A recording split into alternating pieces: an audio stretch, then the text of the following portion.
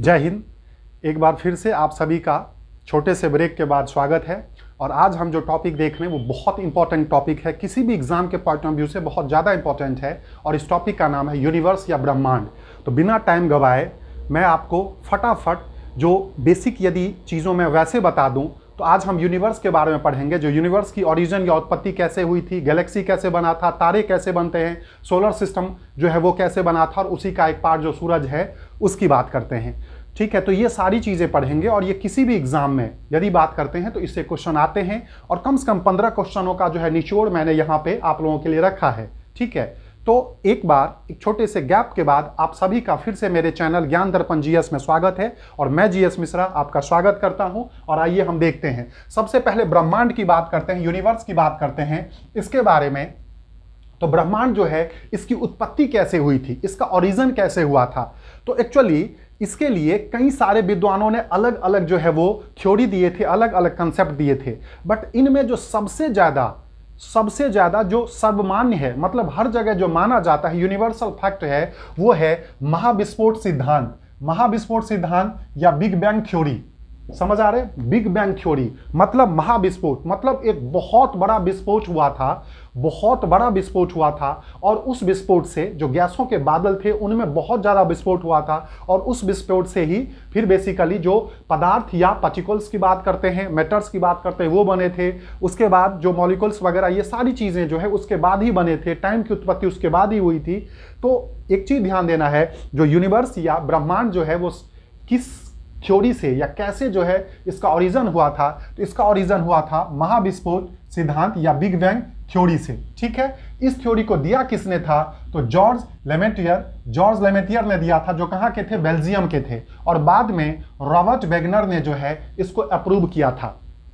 तो दो चीजें आपने समझा, जो ब्रह्मांड या यूनिवर्स की ओरिजिन या उत्पत्ति कैसे हुई थी, तो बिग बैंग थ्योरी या महाविस्फोट सिद्धांत की अकॉर्डिंग या उस कंसेप्ट पे जो है यूनिवर्स की उत्पत्ति हुई थी। और इस कंसेप्ट को बताया किसने था दुनिया को? तो बहुत बड़े जो वैज्ञानिक थे जो बेल्जियम के थे, जॉर्ज लेमेटियर, उन्होंने बताया था। और बाद में रॉबर्ट वेगनर ने जो है इसको अप्रूव किया था। तो ये क्वेश्चन पूछा जाता है, बिग बैंग थ्योरी किसने दी थी? बिग बैंग थ्योरी से किसका जन्म हुआ था? या फिर यूनिवर्स की ओरिजिन या उत्पत्ति किस थ्योरी से हुई थी? उसके बाद बात करते हैं, यह जो है 15 अरब या 15 बिलियन वर्ष पहले हुआ था। तो ये क्वेश्चन पूछा जाता है, जो आखिर बिग बैंग जो है, बिग बैंग या महाविस्फोट का जो कंसेप्ट है वो कितने साल पहले हुआ था? तो बेसिकली 15 अरब या 15 बिलियन वर्ष पहले की बात करते हैं, तब हुआ था। और इसके बाद ही ब्रह्मांड की जो है वो ओरिजिन या फिर उत्पत्ति हुई थी। ये ध्यान देना है। ठीक है, मतलब 15 अरब या 15 बिलियन साल पहले, 15 बिलियन साल पहले, सोच के देखिए जो है ये इसकी उत्पत्ति ओरिजिन, जब ये विस्फोट हुआ था और उसके बाद ही ब्रह्मांड की उत्पत्ति हुई थी। अब ये कैसे पता चला? तो इसका जो साक्ष्य है वो है जो गैलेक्सी के बीच बढ़ती दूरी। मतलब हमारे जो यूनिवर्स में करोड़ों गैलेक्सी हैं, उन गैलेक्सियों के बीच में जो डिस्टेंस बढ़ता जा रहा है, उससे ही पता चला जो इसमें विस्फोट हुआ था। क्योंकि जो जब डिस्टेंस बढ़ता है, मतलब जो ज़्यादा वो फैलता है, तो फैलने के बाद क्या होता है? उसमें विस्फोट होता है। जैसे कि आप गुब्बारे की बात करते हैं, यदि गुब्बारा ज़्यादा फैलेगा तो डेफिनेट सी बातें हैं उसमें विस्फोट होगा। तो एक चीज़ यदि आप इसको देखेंगे, जो हमारे ब्रह्मांड या यूनिवर्स की जो ओरिजिन या उत्पत्ति की बातें होती हैं वो किस कॉन्सेप्ट से किया जाता है? तो बिग बैंग थ्योरी या महाविस्फोट सिद्धांत की कॉन्सेप्ट से किया जाता है। इसको किसने दिया था? तो जॉर्ज लेमेटियर या फिर जो रॉबर्ट वेगनर हैं, उन दोनों ने दिया था। बट पहले जॉर्ज लेमेटियर ने दिया था जो बेल्जियम थे, और बाद में रॉबर्ट वेगनर ने उसको अप्रूव किया था। ये कितने साल पहले हुआ था? तो 15 अरब या 15 बिलियन वर्ष पहले जो है वो हुआ था। इसके बाद ब्रह्मांड की जो है वो उत्पत्ति या ओरिजिन हुई थी। ठीक है, और चूंकि गैलेक्सी के बीच में जो बढ़ती दूरी है उससे ही इसका जो है वो साक्ष्य मिला था। अब बात करते हैं ये गैलेक्सी क्या होता है। तो एक्चुअली इसको हिंदी में आकाश गंगा कहते हैं। आकाश में जो गंगा है वो कहते हैं। तो आकाश गंगा भैया क्या है या गैलेक्सी क्या है? तो बता दूं आपको, हजारों तारों का, लाखों तारों का, करोड़ों तारों का, जो अरबों तारों का, जो मिलियंस तारे होते हैं, बिलियंस तारे होते हैं, उन बिलियंस तारों का जो एक समूह होता है उसको गैलेक्सी कहते हैं। मतलब जो अरबों तारों का जो ग्रुप होता है, मतलब कह सकते हैं जो group of stars known as galaxy, मतलब अरबों तारों का जो ग्रुप होता है उसी को गैलेक्सी या आकाशगंगा कहते हैं। तो यही बताया गया है जो यूनिवर्स में लगभग 100 अरब या 100 बिलियन गैलेक्सी हैं। समझने की कोशिश कीजिएगा, पूरी की पूरी यूनिवर्स में 100 अरब गैलेक्सी हैं। और आपको पता है एक गैलेक्सी में और सभी गैलेक्सी में 100 अरब तारे हैं। क्या समझा आपने?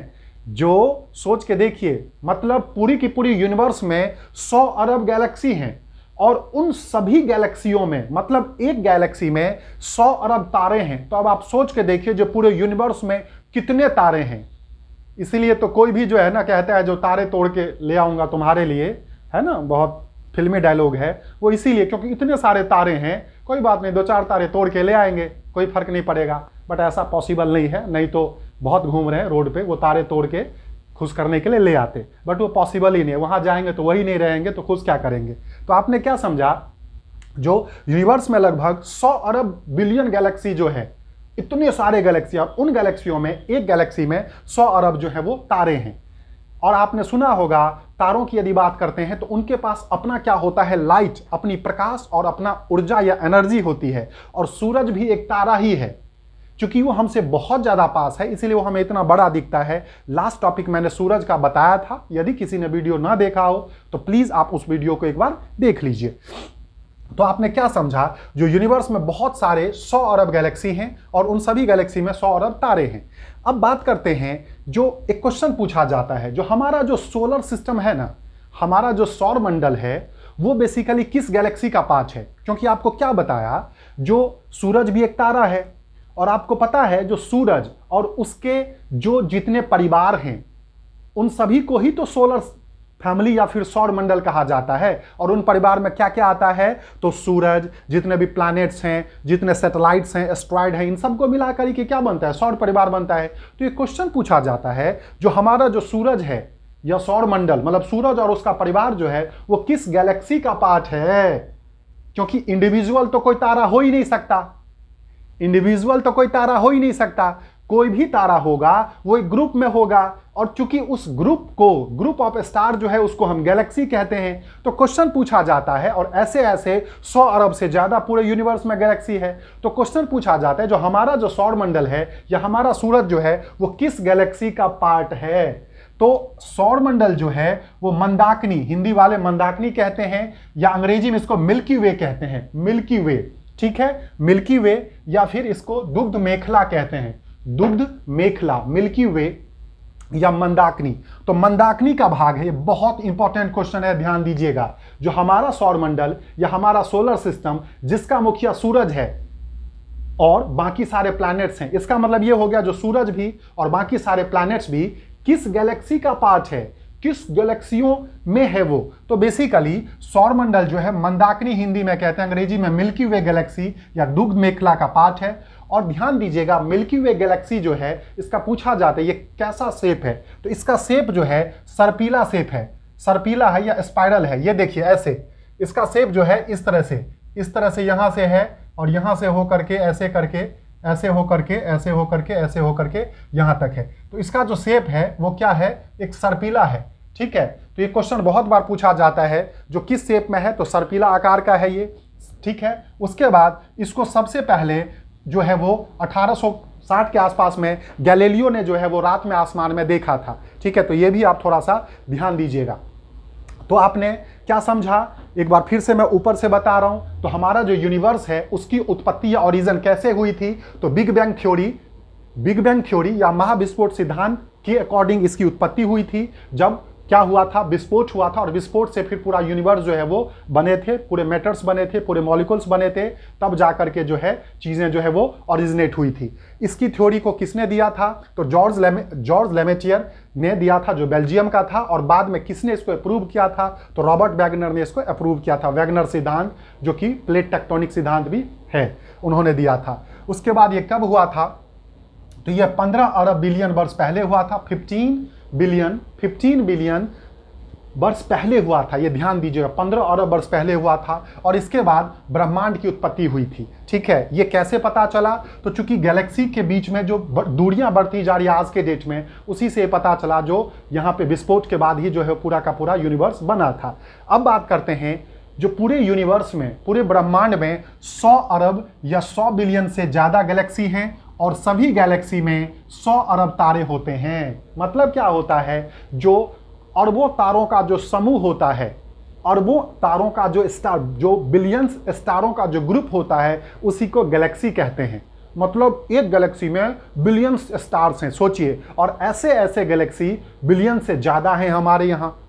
तो आप अंदाजा लगा लो पूरे यूनिवर्स में। तो वही क्वेश्चन पूछा जाता है, जो हमारा जो सौर मंडल है, हमारा जो सूरज है और उसका जो पूरा परिवार है, वो आखिर भाई ये बताओ किस अपार्टमेंट में रहता है। जैसे एक अपार्टमेंट में हजारों फ्लैट्स होते हैं ना, 100 फ्लैट्स होते हैं, तो उसी तरह से एक गैलेक्सी में लाखों या करोड़ों या अरबों जो है वो तारे होते हैं। तो क्वेश्चन पूछा जाएगा जो सूरज जो है या सूरज का परिवार जो है वो किस अपार्टमेंट में रहता है, मतलब किस गैलेक्सी का पार्ट है। तो सौर मंडल जो है, बोले तो सूरज जो है वो, या हमारा पूरा का पूरा सौर मंडल, हमारा पृथ्वी, क्योंकि सौर मंडल में ही तो अपना पृथ्वी आता है ना। तो क्वेश्चन आपको कैसे भी घुमा के पूछ सकता है, सूरज किस गैलेक्सी का पार्ट है, पृथ्वी किस गैलेक्सी का पार्ट है, या सौर मंडल किस गैलेक्सी का पार्ट है। तो आप कंफ्यूज मत होइएगा, क्योंकि सौर मंडल, सोलर सिस्टम का हेड सूरज है और उसी का तो पार्ट पृथ्वी भी है और सारे प्लैनेट्स हैं। तो सौर मंडल, मंदाकिनी या मिल्की वे गैलेक्सी, उसी को हिंदी में दुग्ध मेखला भी कहते हैं या मंदाकिनी कहते हैं, मिल्की वे गैलेक्सी का पार्ट है। और यह किस शेप में है, तो बताया था ये सर्पिला शेप में है। ठीक है, ये किस शेप में है, तो ये बेसिकली ऐसे करके ध्यान दीजिएगा, ये सर्पिला शेप में है। ठीक है, सर्पिला शेप में, स्पाइरल आकार में है, और इसको सबसे पहले गैलीलियो ने देखा था। तो यहां तक तो चीजें हो गई। अब आपको एक चीज बताता हूं, थोड़ा ध्यान दीजिएगा। जैसा बताया, हमारे यूनिवर्स में बहुत सारे गैलेक्सी हैं। तो एक गैलेक्सी के बारे में हमने जाना, जिसके चूंकि हम पार्ट हैं, किसके बारे में, तो मंदाकिनी या मिल्की वे के बारे में, जो भाई उसी का पार्ट एक सूरज है। क्यों, क्योंकि सूरज भी तो एक तारा ही है। ठीक है, तो अब ध्यान दीजिएगा, यहां पे लिखा है जो मंदाकिनी के सबसे नजदीक गैलेक्सी, मतलब ये जो गैलेक्सी है इसका सबसे नजदीक गैलेक्सी कौन सा है, उसको कहते हैं देवयानी। हिंदी वाले कहते हैं देवयानी, या अंग्रेजी में कहते हैं एंड्रोमेडा, या सीरियसी वाले उसको कहते हैं एंड्रोमेडा।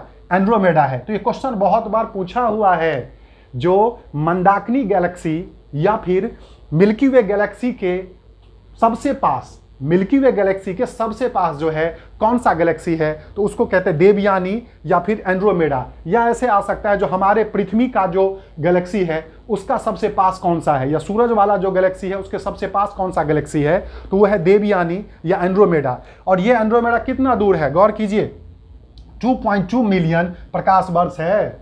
हेलो, 2.2 मिलियन प्रकाश वर्ष है। और आपको पता होगा एक प्रकाश वर्ष में कितना होता है डिस्टेंस, तो 9.46 गुने 10⁻12 किलोमीटर। मतलब एक वर्ष में प्रकाश के द्वारा जितनी दूरी तय की जाती है, ये सूरज में मैंने लास्ट वीडियो में पढ़ा रखा है, जो 1 ईयर में सन की लाइट जितनी डिस्टेंस कवर करती है उसी को 1 लाइट ईयर या एक प्रकाश वर्ष कहते हैं। तो एक प्रकाश वर्ष बराबर 9.46 गुने 10⁻12 किलोमीटर होता है। ठीक है, अब आप सोचिए 2.2 मिलियन प्रकाश वर्ष जो है वो डिस्टेंस है किसका, हमारे गैलेक्सी और बगल वाले जो है कह सकते हैं अपार्टमेंट में, मतलब हमारे अपार्टमेंट और दूसरे अपार्टमेंट में इतना फर्क है।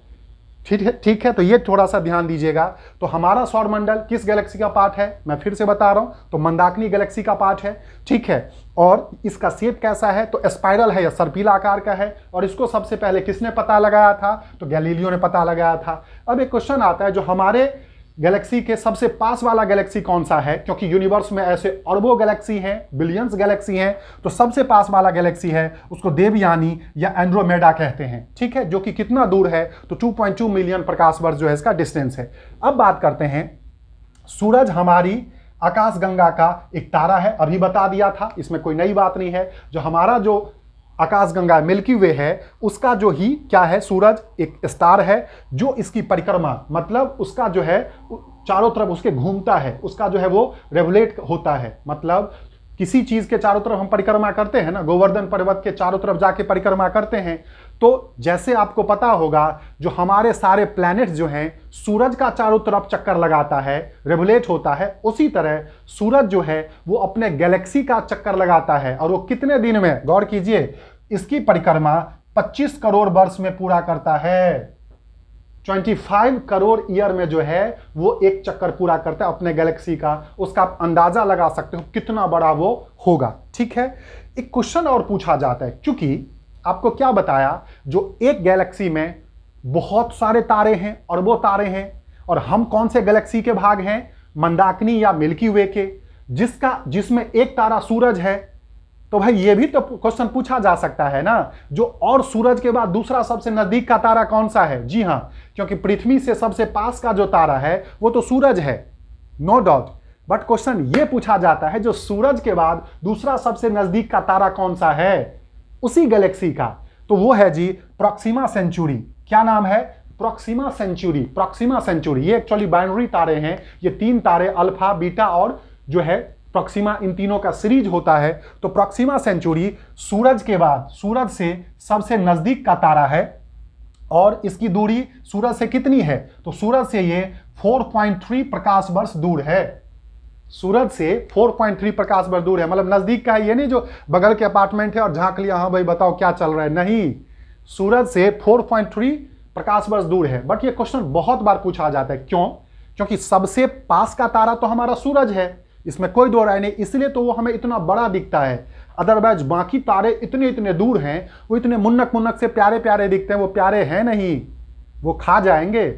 मतलब सूरज की गर्मी आप सोचिए, और उस सूरज के भी दादाजी हैं, पापा भी नहीं, उनके दादाजी हैं बाकी सारे तारे। तो कितना ज्यादा टेम्परेचर होगा और कितना विशाल होगा। बट वो हमसे दूर ही इतने हैं जो हमें बड़े प्यारे प्यारे से चमकते हुए दिखते हैं। और तारों की छांव में जो है वो होता है, कहीं छांव नहीं है, गर्मी ही गर्मी है तारों में। तो ध्यान दीजिएगा, हमारा जो, तो चूंकि एक गैलेक्सी में कई सारे तारे हैं जिसमें एक सूरज भी है, तो ये क्वेश्चन पूछा जाता है जो सूरज के बाद पृथ्वी का दूसरा सबसे नजदीक का तारा कौन सा है? इसका मतलब सूरज पृथ्वी से नजदीक है, तो दूसरा सबसे नजदीक मतलब सूरज का सबसे नजदीक कौन सा तारा है? तो यही क्वेश्चन पूछा जाता है। तो वह है प्रॉक्सिमा सेंचुरी, जो कितना दूर है? 4.3 प्रकाश वर्ष दूर है। उसके बाद एक क्वेश्चन और पूछा जाता है जो इसी मिल्की वे गैलेक्सी में, एक तो सूरज आपने पढ़ लिया, एक प्रॉक्सिमा सेंचुरी, 2 तारा पढ़ लिया, और एक तारा और होता है जिसको साइरस डॉग कहते हैं, साइरस कहते हैं या डॉग स्टार कहते हैं। क्या कहते हैं? साइरस कहते हैं या डॉग स्टार कहते हैं। और यह सबसे चमकीला तारा होता है। गौर कीजिएगा, मतलब तारे जनरली कब दिखाई देते हैं? रात को दिखाई देते हैं। आपको मैं यह स्पष्ट कर दूं, जो तारे जो हैं वो 24 आवर होते हैं, चमकते हैं। बट चूंकि बाकी तारा सूरज से बहुत ज्यादा दूर है और सूरज बाकी तारों से बहुत ज्यादा हमसे पास है, इसलिए सूरज की रोशनी के कारण हम बाकी किसी तारों को नहीं देखते हैं। जैसे ही सूरज की रोशनी कम होने लगती है तो बाकी तारा भुक भुक जो है वो चारों तरफ से दिखने लगता है। तो ये आप बहुत अच्छे से समझिएगा। और तारे जनरली रात में दिखते हैं। तो क्वेश्चन पूछा जाता है जो रात में आसमान में सबसे ज्यादा चमकीला तारा कौन सा होता है? तो वो है जी साइरस या डॉग स्टार। मतलब क्यों? क्योंकि रात में ही तारे दिखेंगे। तो और ये सबसे ज्यादा चमकीला, आपको मैं बताऊं, सूरज की यदि बात करते हैं तो यहां लिखने की जगह नहीं थी क्योंकि नीचे दिखेगा नहीं। सूरज की बात करते हैं, सूरज से 20 गुना ज्यादा, 20 टाइम्स ज्यादा जो है साइरस जो है वो चमकीला है। अब आप सोच के देख लीजिए, सूरज से 20 गुना ज्यादा चमकीला जो है साइरस है। इसीलिए ये रात के समय आसमान में सबसे ज्यादा चमकीला तारा है। तो ये तारों से 3 क्वेश्चन यहां पे हो गया। जो एक्चुअली हमारा जो सूरज है वो भी एक तारा है, और वो किस गैलेक्सी का पार्ट है? तो मिल्की वे या मंदाकिनी गैलेक्सी का पार्ट है। कोई कंफ्यूजन नहीं। चूंकि एक गैलेक्सी में बहुत सारे तारे होते हैं और वो तारे होते हैं, तो सूरज के अलावा पृथ्वी का दूसरा सबसे नजदीक का तारा कौन सा है? तो वो है जी प्रॉक्सिमा सेंचुरी, जो कि मैंने बताया एक बाइनरी स्टार है और ये 3 तारों का एक समूह होता है। तो प्रॉक्सिमा सेंचुरी, और वो भी सूरज से 4.3 प्रकाश वर्ष दूर है। तो दोनों क्वेश्चन पूछेंगे, सूरज के बाद पृथ्वी का दूसरा सबसे नजदीक का तारा कौन सा है? Proxima Centauri. या क्वेश्चन पूछा जाएगा जो सूरज से सबसे नजदीक का तारा कौन सा है? पृथ्वी का नहीं रहेगा, वही दोनों आपस में बताओ, तो वो भी है प्रॉक्सिमा सेंचुरी। ये ध्यान देना है। फिर ये क्वेश्चन पूछा जाता है जो चूंकि रात में ही तारा चमकते हुए दिखते हैं, सूरज की रोशनी के कारण दिन में वो दिखते नहीं है, तो क्वेश्चन पूछा जाता है जो रात में आसमान में सबसे चमकीला तारा कौन सा दिखता है? वो दिखता है साइरस या डॉग स्टार, या फिर सबसे ये चमकीला तारा है। और आपको बता दूं, ये तीनों, सूरज हो गया, प्रॉक्सिमा सेंचुरी हो गया, डॉग स्टार या साइरस, ये तीनों के तीनों किस गैलेक्सी के पार्ट हैं? बोलिए बोलिए। ये तीनों के तीनों मिल्की वे या फिर आपके मंदाकिनी गैलेक्सी के पार्ट हैं। हमारा जो गैलेक्सी है उसका पड़ोसी वाला अपार्टमेंट कौन सा है? तो हमारे गैलेक्सी का जो पड़ोसी गैलेक्सी है उसका नाम है देवयानी या एंड्रोमेडा। और एक गैलेक्सी में अरबों तारे होते हैं। ठीक है, तो उम्मीद करता हूं आप सभी को ये बातें बहुत अच्छे से जो है वो समझ में आई होगी। ये सारे के सारे फैक्ट हैं। अब देखिए, अब हम थोड़ी सी यहां बात करते हैं। ये जो ब्रह्मांड है, थोड़ा ध्यान देना, ये जो ब्रह्मांड है मैंने एक स्ट्रक्चर सा बताया है, आप बहुत अच्छे से समझिए। ये जो पूरी यूनिवर्स है, इस यूनिवर्स में बताया था जो पूरे ब्रह्मांड में विस्फोट हुआ था और विस्फोट के बाद ब्रह्मांड बना था। और चूंकि इनमें क्या होते हैं, जो काफी ज्यादा ये धूल कण और हाइड्रोजन और इन सब से बने थे, और बाद में फिर इनमें भी निरंतर विस्फोट चलता रहता है। क्योंकि क्या होता है, हाइड्रोजन से जो है, हाइड्रोजन जो है वो जुड़ जुड़ करके क्या होते हैं, हीलियम बनते हैं, और हीलियम से क्या होता है, फिर एनर्जी क्रिएट होता है, और उसके बाद फिर जब वो खत्म हो जाते हैं तब फिर उसमें क्या होता है, विस्फोट होता है। तो वही चीजें हैं, ब्रह्मांड या यूनिवर्स जो है वो किससे बना था, बिग बैंग थ्योरी से। कितने दिन पहले, 15 बिलियन साल पहले बना था। अब बहुत अच्छे से समझना, इसमें ये बनने के बाद, उसके बाद सबसे पहले एक निहारिका बना था, या जिसको नेबुला कहते हैं। अंग्रेजी वाले नेबुला कहते हैं, हिंदी में निहारिका कहते हैं।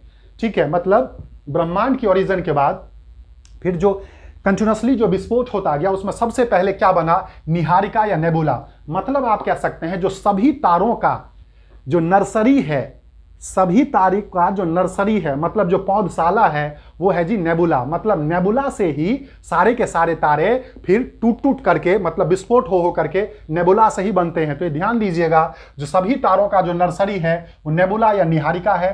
फिर निहारिका क्या है, हाइड्रोजन के बड़े बड़े बादल से बने होते हैं।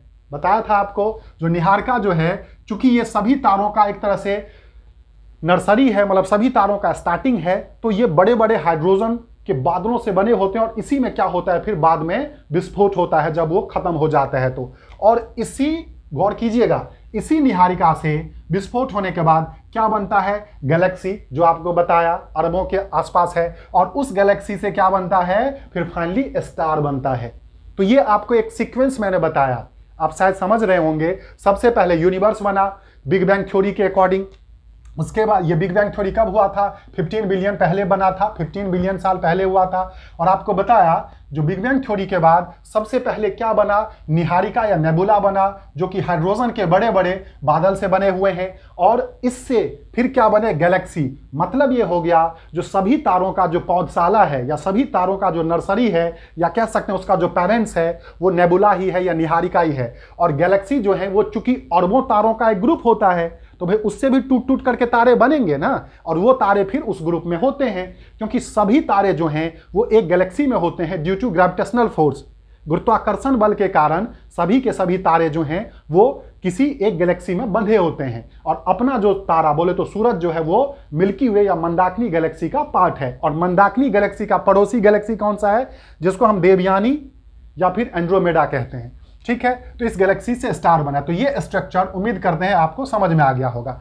अब आप देखिए, जैसा आपको बताया था, अच्छे से समझिएगा, जैसा बताया, ये फैक्ट हो गया, जैसा बताया था, जो चूंकि हमारा मिल्की वे या मंदाकिनी एक क्या बताया था, स्पाइरल या सर्पीला आकार में है। तो देखिए, ये यहां से, जैसे यहां से स्टार्ट होता है, यहां से, इसको बेसिकली सेंटर कहते हैं, और ये ऐसे करके ऐसे है, गौर कीजिएगा, ऐसे है, और उसके बाद ये ऐसे है। तो आप गौर कीजिए, ये सर्पिला में है, तो इसमें यहां पे मैंने जो लिखा है, ये यहां पे लिखा है फर्स्ट, यहां पे लिखा है सेकंड, और यहां पे लिखा है थर्ड। मतलब ये क्या है, ये लिखा है जो मंदाकिनी की, गौर करना, मंदाकिनी की 3 भुजाएं हैं। जी हां, मतलब 3 ब्रांचेज है। क्वेश्चन पूछा गया है, देखो पहला भुजा ये हो गया 1, दूसरा भुजा ये हो गया 2, और तीसरा भुजा हो गया फिर यहां से बन के 3।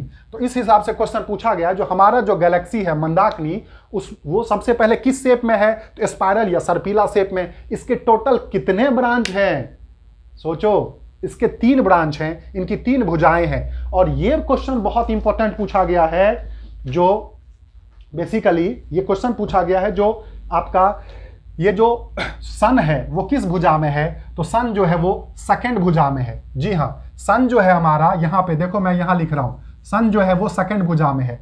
मतलब जो हमारा मंदाकिनी है, ये जो गैलेक्सी है, ये आपको पता है जो भाई करोड़ों अरबों तारों से बने हुए हैं ये, तो ये तारों से बने हुए हैं। तो इसमें सन जो है वो किस भुजा में है, क्योंकि एक मंदाकिनी में 3 भुजा है, तो यहाँ पे दूसरा जो है सेकंड ब्रांच है, उसमें बेसिकली हमारा सूरज है। क्लियर है।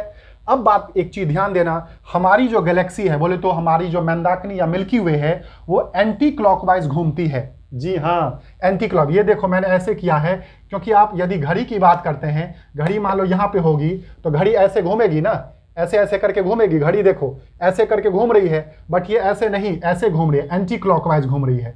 ठीक है, एंटी क्लॉकवाइज घूम रही है। तो ये क्वेश्चन पूछा जाता है हमारी गैलेक्सी कैसे घूमती है, तो एंटी क्लॉकवाइज घूमती है। साथ साथ अब बात करते हैं, ये जो आपको यहां पे मैंने बताया, ये जो एरिया है, ये चूंकि यहां पे सभी तारों का जो है वो जन्म होता है। ध्यान देना, दो चीजें आपको मेन यहां पे देखना है। ये जो एरिया है, ये जो होता है जहां से सेंटर है, ये इसी सेंटर को बेसिकली गैलेक्सी का जो सेंटर होता है, जहां पे सबसे ज्यादा तारे होते हैं, जहां पे बहुत ज्यादा डेंसिटी होता है, बहुत ज्यादा घनत्व होता है। अब आप खुद सोचिए, जब किसी चीज में बहुत ज्यादा डेंसिटी या घनत्व होगा तो इतना गाढ़ा होगा जो कुछ वहां से जो है वो जा नहीं सकता।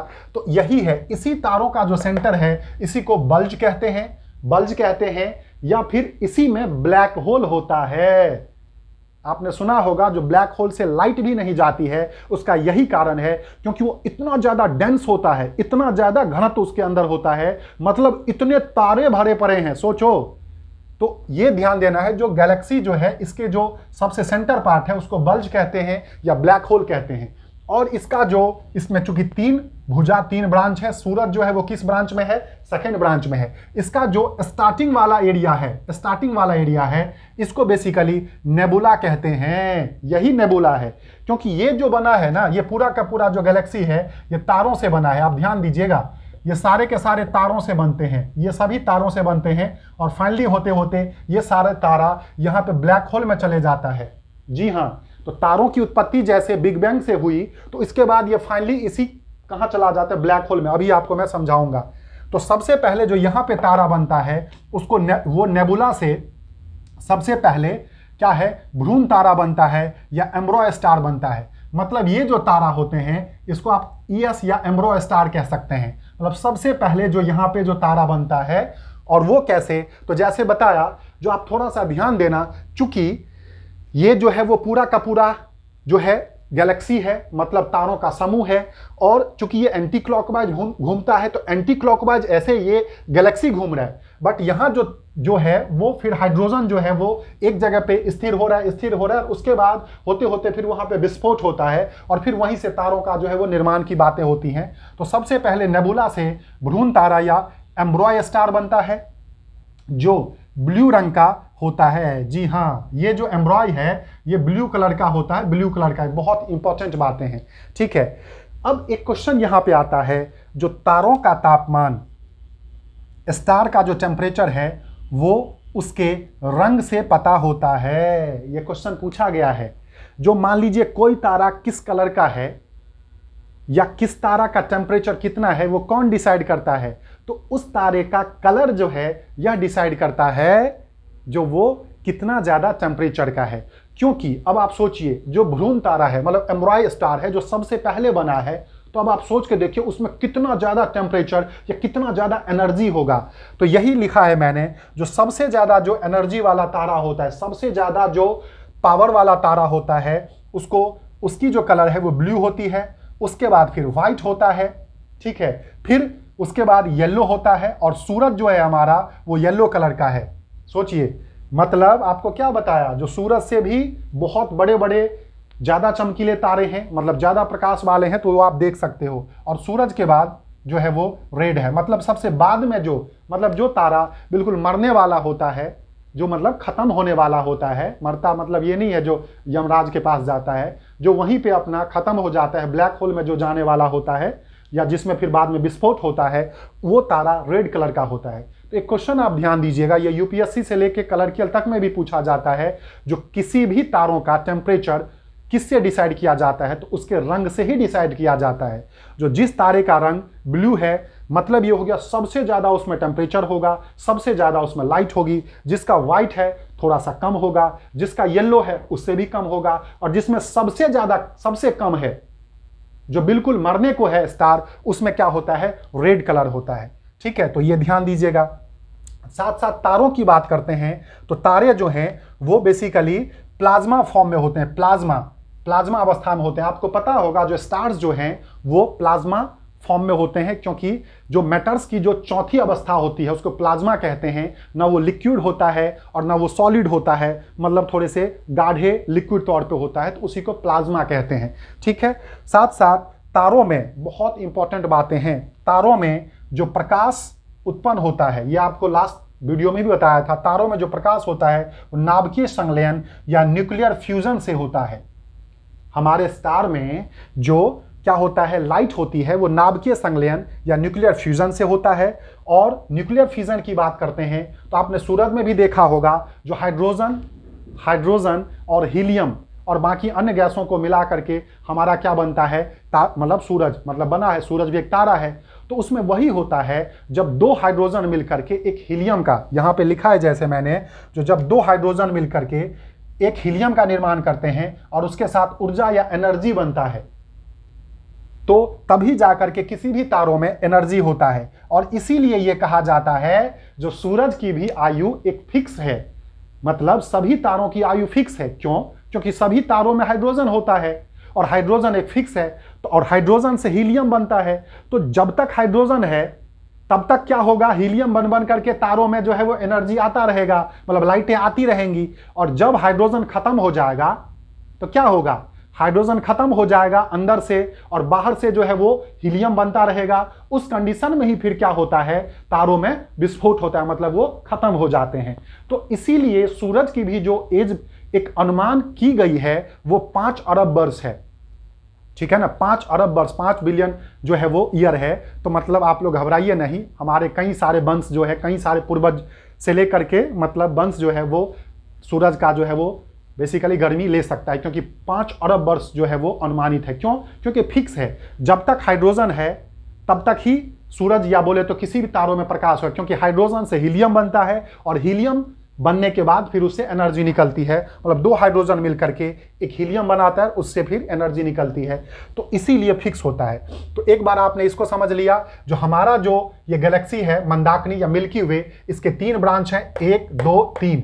ये जो बीच वाला सबसे अंदर वाला है ये बेसिकली सेंटर होता है, इसी को बल्ज कहते हैं। और इसी में ब्लैक होल होता है, क्योंकि बहुत ज्यादा डेंस होता है। हमारा जो सूरज है वो बेसिकली गैलेक्सी के सेकंड ब्रांच में है, सेकंड भुजा में है, और ये स्पाइरल है या सर्पीला है। साथ साथ हमारी गैलेक्सी एंटी क्लॉकवाइज घूमती है। दूसरी बातें, जो नेबुला से सबसे पहले जो गैलेक्सी में जो कोई तारा बनता है उसी को ईएस या एम्ब्रॉय स्टार कहते हैं, जो ब्लू कलर का होता है। और चूंकि तारों का जो कलर डिसाइड करता है वो एक्चुअली किसी तारों का जो टेम्परेचर वो कलर ही डिसाइड करता है। सबसे ज्यादा टेम्परेचर किस तारों का होता है, तो ब्लू का, उसके बाद व्हाइट का, उसके बाद येलो का, और फिर सबसे कम होता है रेड का। हमारे सूरज का कलर किस है, तो वो येलो है। इसका मतलब आप सूरज जो है वो ना टॉप में है ना कम में है, मतलब बीच में है। ठीक है, इसको जनरली सेकेंड जनरेशन का स्टार कहते हैं, अभी आप समझोगे। ठीक है, तारे जो है वो प्लाज्मा या लिक्विड अवस्था में होता है और तारों में प्रकाश न्यूक्लियर फ्यूजन से होता है, जब दो हाइड्रोजन मिलकर के एक हीलियम का निर्माण करता है तब। ठीक है, अब देखिए थोड़ा सा यहां आपको मैं समझाने की कोशिश कर रहा हूं, उम्मीद करते हैं आप समझोगे। देखिए, सबसे पहले जैसे बताया, जो स्टार्टिंग में क्या होता है, भ्रूण तारा या एम्ब्रॉय स्टार बनता है, जो बताया ब्लू कलर का होता है। फिर ये भ्रूण तारा, फिर ये चक्कर काट करके आगे आकर के आपको बताऊं, यहां पे फिर जो है ये इकट्ठा होते हैं, मतलब फिर ये भ्रूण तारा से जो है हाइड्रोजन इकट्ठा हो करके यहाँ पे खत्म जब हो जाता है तो हीलियम इकट्ठा हो करके, हाइड्रोजन से हीलियम हल्का हो भारी होता है, तो ये इकट्ठा हो करके और फिर बनाता है लाल दानव या रेड गैस।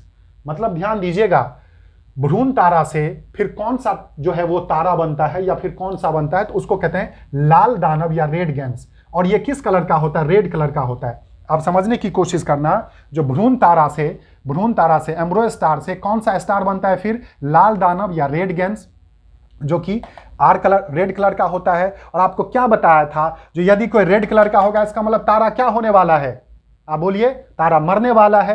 क्यों? क्योंकि तारा का जो है वो उम्र खत्म हो गया है। तो वही होता है, जो ये जो रेड कलर के लाल दानव जो हैं, ये चूंकि अपने लास्ट के एज में होता है, इसीलिए इसमें फिर विस्फोट होता है। जैसे यहां पे बिग बैंग में विस्फोट हुआ था ना, उसी तरह से फिर यहां पे विस्फोट होता है, और उस विस्फोट को ही कहते हैं सुपरनोवा विस्फोट। तो ये क्वेश्चन पूछा जाता है, जो सुपरनोवा विस्फोट किसमें होता है, किस तरह के तारों में होते हैं, ये क्वेश्चन बहुत बार आता है। तो सुपरनोवा विस्फोट लाल दानव या रेड गेंस तारों में होते हैं, वो तारे जो एम्ब्रॉय स्टार से ही बन करके करोड़ों सालों में बन करके और फिर वो क्या है, रेड कलर के हो जाते हैं, मतलब उनका खत्म होने वाला होता है। और जब वो खत्म होने वाले होते हैं उस कंडीशन में उसमें विस्फोट होता है और उससे क्या बनता है, सुपरनोवा विस्फोट, उसको कहते हैं सुपरनोवा विस्फोट। अब आप समझिएगा, ये जो सुपरनोवा विस्फोट होता है इससे दो तरह के तारे बनते हैं। एक, चूंकि ये जो देखो गौर करो, ये जो है ये आपका रेड वाला है, इसमें विस्फोट होगा तो इसमें बेसिकली दो तरह के होंगे। ये जो अंदर वाला भाग है ये क्रोड हो जाएगा और बाहर वाले भाग से फिर क्या हो जाता है, जो काफी सारे गैस वैस और जो मतलब धूलकण वगैरह ये सारे के सारे होते हैं। तो वही चीजें हैं, सुपरनोवा विस्फोट से दो बनता है, एक को क्रोड बनता है, ठीक है, और वो जो क्रोड है उस क्रोड से न्यूट्रॉन तारा बनता है, न्यूट्रॉन तारा, जिसको पल्सर भी कहा जाता है। और ये बहुत ज्यादा चमकीला होता है और ये बहुत स्पीड से घूमता है, ये बहुत, इसीलिए जो पल्सर जो बाइक का नाम रखा गया वो इसी पे रखा गया। एक टाइम में पल्सर जो है वो मतलब एक फेमस होता था, अभी भी है, पल्सर बाइक की बात करते हैं तो इसी से, क्योंकि ये जो लाल दानव में जब विस्फोट होता है उस विस्फोट के बाद जो इसके अंदर का भाग है, चूंकि क्रोड, और क्रोड जो है वो बहुत ज्यादा डेंस वाला होता है, तो उस डेंस से ही वो इतने स्पीड में भागता है, इतना स्पीड में चक्कर लगाता है, उसी को न्यूट्रॉन तारा या पल्सर कहते हैं। और ये बहुत ज्यादा चमकीला होता है, ठीक है, बहुत अच्छे से समझिएगा। और यही न्यूट्रॉन तारा बाद में जा करके डेंस होते होते होते होते ब्लैक होल बन जाता है। यही न्यूट्रॉन तारा बाद में ब्लैक होल बनता है, ठीक है। और ब्लैक होल मतलब फिर कहानी खत्म हो गई। तो आप देखोगे तारा कैसे स्टार्ट हो रहा है और कैसे खत्म हो रहा है। उसके बाद ये जो दूसरा बताया, जो जिससे कि ये जो इनर वाला पार्ट है वो तो क्रोड बन गया और बाहर वाला पार्ट जो है जो गैस से बनते हैं, तो इसको कहा जाता है, जो गैसों से बना है इसको सेकेंड जनरेशन कहते हैं। जैसे सूरज है, गौर कीजिएगा, ये जो सूरज है ये सेकेंड जनरेशन का तारा है। मतलब क्या हो गया, जो फर्स्ट जनरेशन का तारा होगा वो सूरज से कहीं ज्यादा पावरफुल होगा, वो ऑलरेडी हमने समझ रखा है। तो सूरज जो है वो सेकेंड जनरेशन का तारा है, क्योंकि फर्स्ट जनरेशन जो है वो इससे पहले भ्रूण या एम्ब्रॉय स्टार होते हैं जो कि सूरज से बहुत बड़े बड़े हैं, ठीक है। तो सेकेंड जनरेशन के तारे हैं। उस अब बात करते हैं, जब इसमें भी फिर बाद में विस्फोट होता है, इस सेकेंड जनरेशन तारे लाइक सूरज वाले में भी विस्फोट होता है, तो इस विस्फोट से एक बनता है श्वेत वामन, हिंदी में कहते हैं श्वेत वामन या अंग्रेजी वाले कहते हैं इसको व्हाइट ड्वार्फ। तो क्वेश्चन पूछा जाता है व्हाइट ड्वार्फ या श्वेत वामन किस तरह के तारों से बनते हैं विस्फोट होकर के, तो ये सेकेंड जनरेशन तारों से बनते हैं। उसके बाद अच्छा, चूंकि इसी व्हाइट वामन या व्हाइट ड्वार्फ को जीवाश्म तारा कहा जाता है, इसी को जीवाश्म या फॉसिल्स तारा, मतलब जीवाश्म किसको कहते हैं, जीवों का अंश होता है उसी को कहते हैं। तो फॉसिल्स क्या होता है, फॉसिल्स बेसिकली यही कहा गया है, जो फॉसिल्स तारा मतलब क्या, जो मेन तारा है उसी का ये अवशेष है। और फिर फॉसिल्स तारा ही जब ठंडा हो जाता है तो उसको ब्लैक ड्रॉप कहते हैं या काला वामन कहा जाता है। और फिर ठंडा होने के बाद फिर इसमें विस्फोट होता है और ये फाइनली जा करके सारे के सारे ब्लैक होल में सिमट जाते हैं। तो आप ये चीज ध्यान देना, जो इनकी उत्पत्ति होती है और फाइनली सारे के सारे ब्लैक होल में चले जाते हैं। तो इसका बस ये ध्यान देना, जो सबसे पहले भ्रूण तारा बनता है, मतलब एम्ब्रॉय स्टार बनता है, जो सबसे प्राइमरी तारा है, फर्स्ट स्टेज का है, और उससे फिर धीरे धीरे क्या है, इकट्ठा होकर के लाल दानव या रेड गेंस बनता है। मतलब अच्छा, भ्रूण तारा जो ब्लू कलर का होता है, और आपको बताया तारों का जो कलर है वो उसकी टेम्परेचर को शो करता है, उसके ओरिजिनलिटी को शो करता है। तो भाई ब्लू सबसे ज्यादा हो गया और लाल दानव मतलब रेड सबसे कम होता है, यहाँ आपके बता दिया आपको। फिर इसमें जब विस्फोट होता है तब बनता है सुपरनोवा विस्फोट, मतलब उसको सुपरनोवा विस्फोट कहते हैं। तो क्वेश्चन पूछा जाता है सुपरनोवा विस्फोट किस तरह के तारे में होते हैं, तो लाल दानव तारों में। और सुपरनोवा विस्फोट से दो तरह की तारे फिर बनते हैं, एक जो क्रोड वाला तारा है, इससे जो क्रोड से होगा, जो ज्यादा डेंस वाला होगा, उसको न्यूट्रॉन तारा या पल्सर कहते हैं, जो चूंकि अंदर डेंस बहुत ज्यादा है तो बहुत स्पीड से वो घूमती है। कोई चीज यदि भारी होगी तो बहुत स्पीड से वो जाएगी ना, हल्का होगा तो आराम से जाएगा, वही चीजें हैं। तो उसमें न्यूट्रॉन तारा है, पल्सर बोलते हैं, बहुत चमकीला होता है, और यही न्यूट्रॉन आगे जाकर के फिर ब्लैक होल बन जाता है, ठीक है। और दूसरा जो है इसका बाहरी भाग, जो गैसों से और जो धूलकण वगैरह से बने हैं उसी को सेकेंड जनरेशन का तारा कहते हैं, जैसे हमारा सूरज है। और इसमें फिर जब विस्फोट होता है तो श्वेत वामन या व्हाइट ड्वार्फ बनता है, जिसको जीवाश्म तारा कहते हैं, फॉसिल्स स्टार। और इसी फॉसिल्स स्टार से फिर ब्लैक ड्वार्फ या फिर काला वामन बनता है। तो इस तरह से आप देखोगे जो ये पूरी की पूरी जो तारों हैं इसकी कैटेगरी है, जो तारा कैसे स्टार्ट होते हैं और कैसे जाकर के सारे बनते हैं। और ये जैसे यहाँ बताया था, तो देखो आप समझने की कोशिश करना इस फिगर से। आपको क्या बताया, जो सबसे पहले ये एम्ब्रॉयड स्टार बन गया, उसके बाद दूसरा क्या बना, ये बेसिकली लाल दानव। और लाल दानव से देखो यहाँ से होते होते फिर ये सन बन गया, मतलब सेकेंड जनरेशन का तारा। और यही फिर सेकेंड जनरेशन का तारा टूट करके फिर क्या होता है, व्हाइट ड्वार्फ। और फिर व्हाइट ड्वार्फ होते होते फिर ये ब्लैक ड्वार्फ होते होते और कहां पे पहुंच जाता है, ब्लैक होल में। तो ये आप ध्यान दीजिएगा, जो तारा का जैसे उत्पत्ति होता है उसी तरह से फिर फाइनल ये ब्लैक होल में चले जाते हैं। तो इस हिसाब से चूंकि आप तारा समझोगे तो तारों से ही तो गैलेक्सी बना है और गैलेक्सी से ही यूनिवर्स बना है। तो मतलब ये हो गया, जो एक तरह से यदि आप एक तरह से बात करते हैं तो इसी तरह से इस गैलेक्सी से ही या इस स्टार के शेप से ऐसे बनने से ही ये सारी की सारी यूनिवर्स की जो है बातें हुई और स्टार्ट हुआ और ऐसे खत्म हुआ। तो आप बहुत अच्छे से इसको कोशिश करना समझने की, आप प्रॉपर तरीके से इसका नोट्स बनाइए और उम्मीद करते हैं आपको ये समझ में आया होगा।